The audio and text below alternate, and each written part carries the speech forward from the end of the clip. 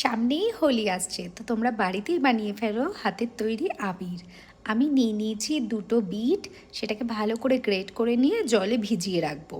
তাহলে ওর ভেতরের রসটা আর কালারটা পুরো মিশে যাবে জলের মধ্যে। দেখো কি সুন্দর একদম লাল টুকটুকে রঙের জলটা হয়ে গেছে। এবার আমি নিয়ে নিচ্ছি অনেকটা কর্নফ্লাওয়ার, আর কর্নফ্লাওয়ারের মধ্যে দিয়ে দিচ্ছি এই বিটরুটের পুরো রসটা। এবার আমি ভালো করে মিক্স করে নেব, যাতে কর্নফ্লাওয়ারের সাথে কালারটা পুরো মিক্স হয়ে যায়। দেখো একদম পিঙ্ক কালার হয়ে গেছে।